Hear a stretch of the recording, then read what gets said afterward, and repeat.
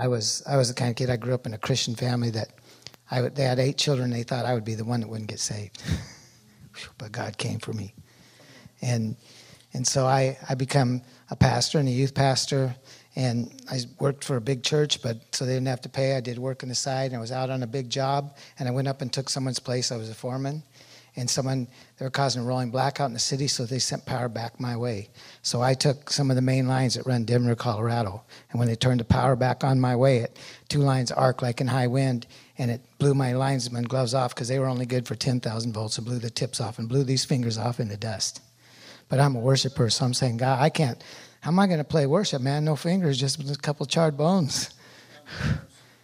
And I remember that when I was being electrocuted, I was crying out. Because you know when you're in trouble, when you're a little boy, you go, help, Daddy, help.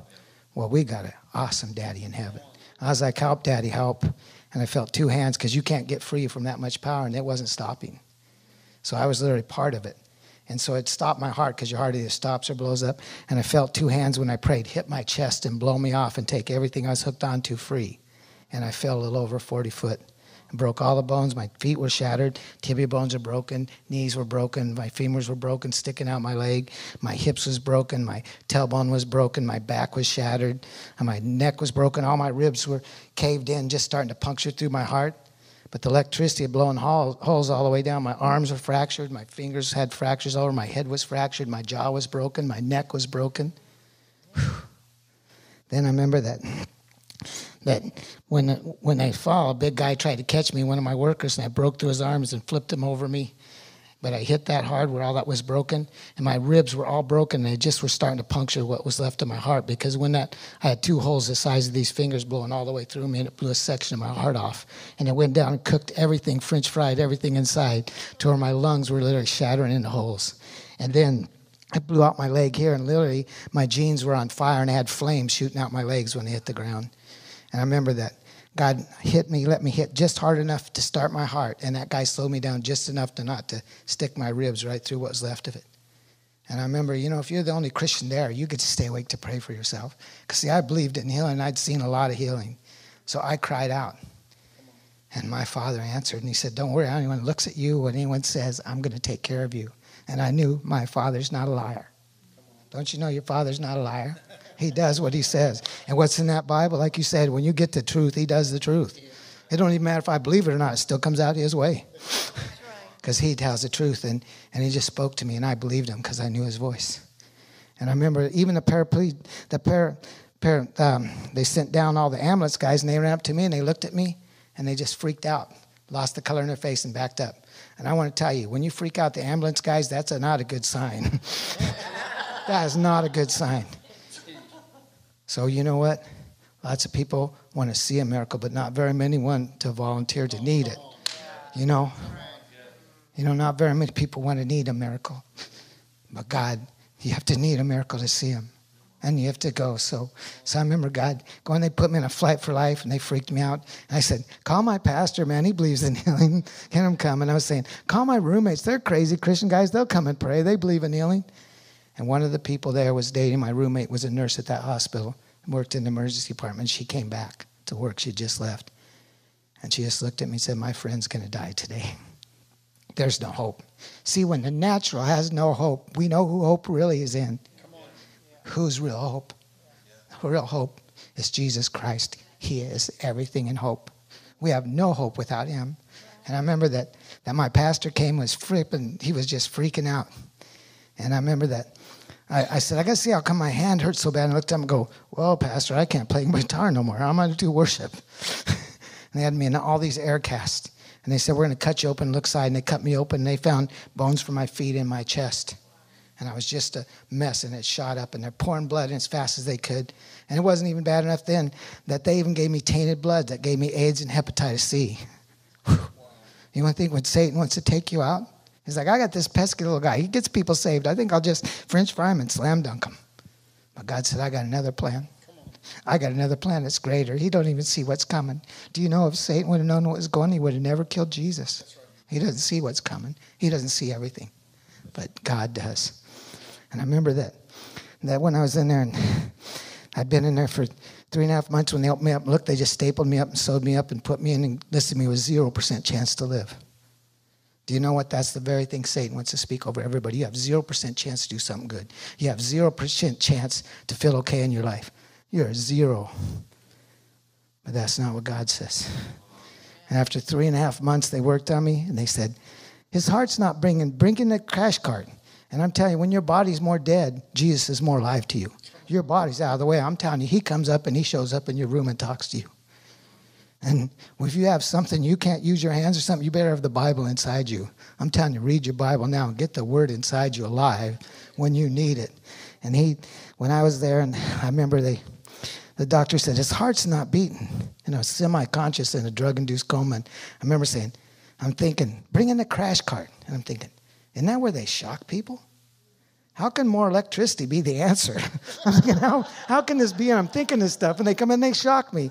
And all my broken parts go flying out, and everything hurts, and it felt like someone stuck a hot spear in my heart and pulled it out. And he goes, increase the power. It didn't work. And I'm trying to holler, but I got a tracheotomy and all this stuff in me, and I'm on an iron lung because my lungs aren't working. And I'm trying to scream, don't do that again, sucker, that hurts. And they shocked me 3 times in full power, and it didn't work.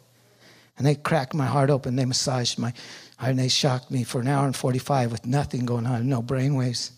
So they said, well, you fought hard. And they tagged my toe, zipped up the body bag, and rolled me to the morgue. Jesus.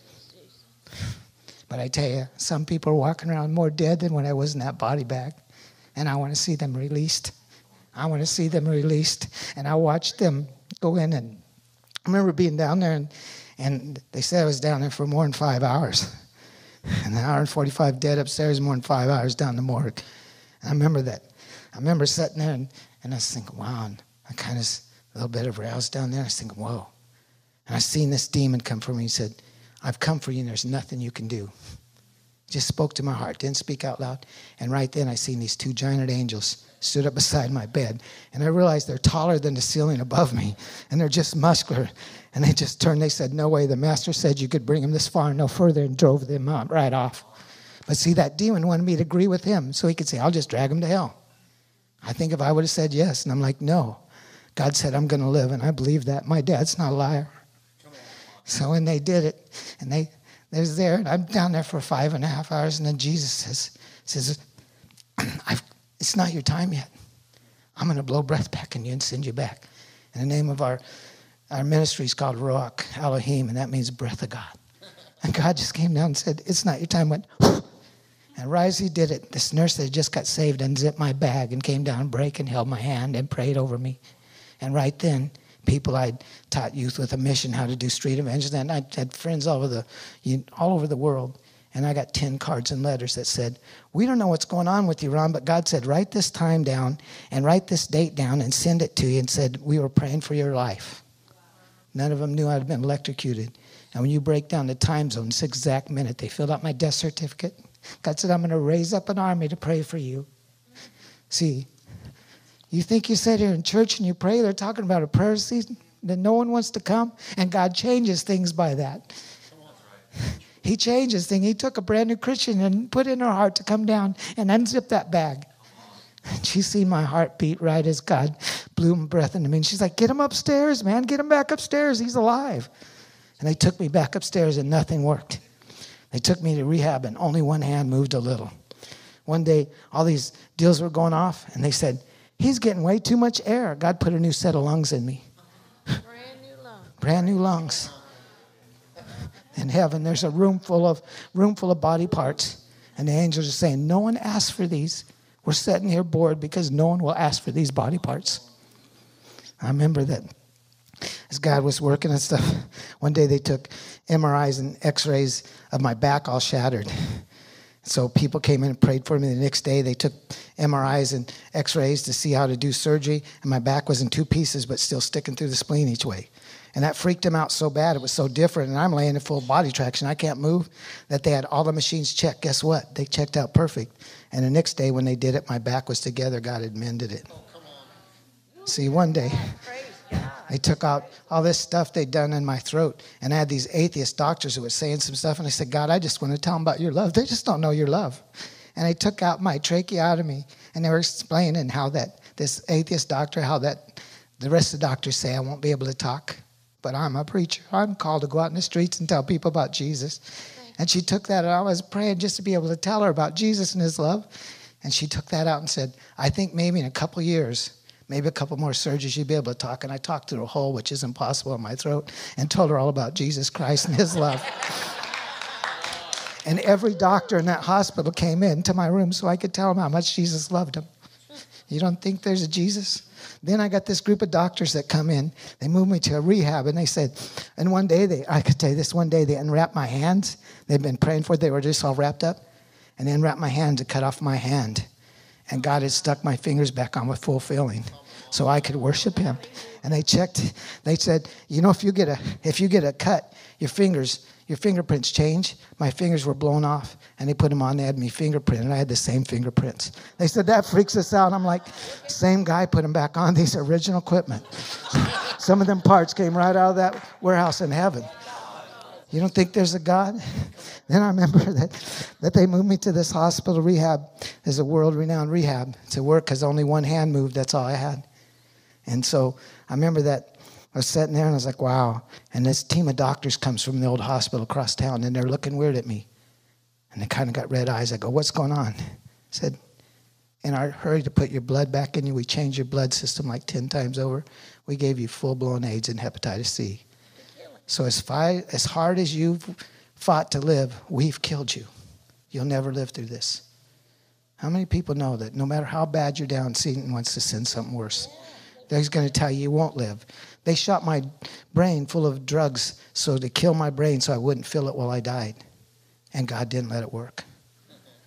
They did stuff because it says you could drink deadly poison in the name of Jesus and you won't be harmed. And God did that. And I watched them work over and over and doing stuff. And I was laying there just talking with them and praying all I could and hearing people come and do worship. I loved worship.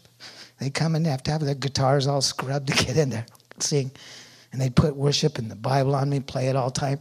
And these nurses that weren't Christians that come in and steal my tapes, steal all the players they put on for me and stuff. But God would always bring something back. And I remember that, just to hear that. And the more alive that my spirit was, the more dead my body was. And the more time I spent with the Lord. And I remember that I just told these doctors and the team that came in to tell me, we've killed you. You know what I told them?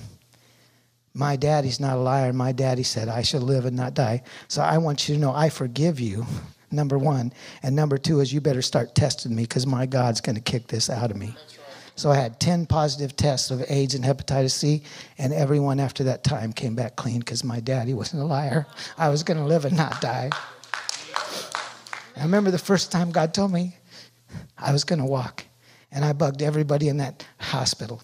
But they used to, I got to tell you this too first, they used to put me in little pools because you can move your body better. And I would take that one hand and go over because I believe Jesus wanted to touch people. And I would touch the people with that one hand I have. And people got out of there healed, paraplegics. But I'm going, God, what about me? I'm in this water. You don't think you'd say that? If the water's there, I'm in the water, okay? What about me? It's not your time. But the first time he said, I bugged everybody in the hospital. And they took me in. And I got to where the double bars are. And I couldn't get up. I couldn't get up myself. And I couldn't get out there and walk. And I'd bugged everybody. And they're going, hey, hotshot, where's your God at? And I got pretty depressed. And Satan was trying to throw everything he could at me. And I said, Jesus, when you were on earth and Satan came at you, had scripture. Just give me scripture to attack this. And so it started coming out of me as they're teasing me and rolling me back to the room and said, oh, why so downcast, oh, my soul? Why so troubled and disturbed within me? Put my hope in God. And I started saying that over and over till that depression left. And they took me to my room and put me in my bed because I couldn't do it myself. And then they brought in, I was there for about 30 minutes alone. I said, God, I don't know what faith is. If that's not faith, I bugged everybody in the hospital. And I really believed I heard your word. So just tell me, if I'm in this wheelchair the rest of my life, that's okay. I just don't want to strive. I want to be at peace in you. So if I'm there, okay, just tell me so I quit striving. But if you're going to do this, then can we put mag wheels on this? Can we get the coolest Jesus stickers we ever have? And I'm going to go down the road, and I'm going to tell everyone I can with my one hand that works about how good Jesus Christ is, because you're still the very best thing that ever happened to my life, and you're the only good thing that'll ever be in it, truthfully. So if that's where I'm at, fine, just tell me. And I got quiet, and I heard just still small voice said, you are going to walk. But I didn't say it was today. You came up with today all on your own. I'm like, I'm cool with that then. Okay. But you know how many people are mad at God because it didn't happen in their way? It didn't happen in their timing, and they left. They're not going to talk to God. They're mad at God. They don't want anything to do with him because they're short-sighted. It was their plan, not God's plan, and God's timing. And about a week and a half later, these doctors were in there. It's crazy. I had doctors, psychiatrists in the room talking to me. They came in to explain to me why that night, why my back was too bad, why I got muscles that are missing in my leg to make it work. They're not connected together, and it still works. I'm missing this section of my heart. They don't know how my heart beats right. They put an EKG on me. I had a man having a massive heart attack, but my blood pressure's fine. They don't understand me. And so they're in there, but they're explaining to me how my lungs might not be good, my back's not good enough, your leg's never going to work. They're telling me all this stuff, and I'm like, I don't care what you say to me. My dad's not a liar. My dad told me I'm going to walk out of here. So they're in there, and 2 psychiatrists, all my therapists, doctors, nurses, and the psychiatrists are going, this man is schizophrenic, paranoid. He lives in a complete make-up alternate world. You know, if you believe in Jesus, yeah, that's what they believe too, yeah. They studied me 3 times with world-renowned doctors, and they claim I'm an alien because it's easier for them to believe that than believe I'm a Christian that God healed. So it's world-renowned doctors. They think I'm an alien. So I take the Bible and I prove to them I'm an alien. I believe in Jesus Christ. I believe his son came and died for me. You're right. I am an alien. It says right here, you're a foreigner and alien in this land. I'm a certifiable alien. But so I'm in this room and I'm talking to them and they're writing all this stuff down, explaining to me. And God says, prophesy to them, son. I go, what do you want to tell them? So I weighed 85 pounds. I had only one hand that worked. And I looked at them and I said, nevertheless, and I love too, they said, well, what are you going to do if you're stuck in that wheelchair? I said, I know that answer. I'm going to be a one-hand wheelchair racer for Jesus, and I'm going to go down the street, tell everyone I can about Jesus Christ. And then I remember that I was in there, and then God said, prophesy to him. I said, what do you want me to say? So I ran sports ministry in our area, and I did it with city leagues and with churches and stuff. And God says, tell them this, in 2 months, you're going to be playing softball, and you're not going to be in that wheelchair. And they're all going to be there to watch. Whew. These guys, they wrote 3 more pages about me. And the psychiatrist said I was unreachable. They never talked to me again. But you know what happened? About a week and a half later, God came and said, today's the day. And I prayed all day because I was a little more shaky. And during the day, he built faith in me. And they snapped some crutches on me when I bugged them again and said, go ahead, hotshot. And the Lord said, watch this. And went, poof. And I got up out of that wheelchair and I walked out of that hospital. You know what? Jesus is not a respecter of people. One of him over your life. One body bags fall off. Things you've been dragging around. The past gets left behind. And you walk out of there. And I'm going to tell you, 2 months later, where I was a youth pastor, our church is playing against this famous bar in that city. And I got up my turn, and I hit a line drive over first base in the right field. And I'm running to first, and no one's going after the ball. I'm like, wait a minute, I almost died. I went this fair and square. And I'm running to first. And everyone sat down that field and just whipped and praised God, even the bar. And in the crowd was 200 hospital workers, the doctors, both them psychiatrists, every therapist, all my nurses were watching that happen because my daddy's not a liar. And I'm telling you, whatever dreams and visions God gives you is not a lie. You start praying for the timing to come forth and God will show you where it's at. You start waiting to come alive in him and hear what he has to say. See, I'm not good because of anything I do. I'm good because my Father lives in me and he loves me, that Jesus Christ came inside me. He didn't come for extraordinary people. He came for ordinary people to let extraordinary God move greatly in them.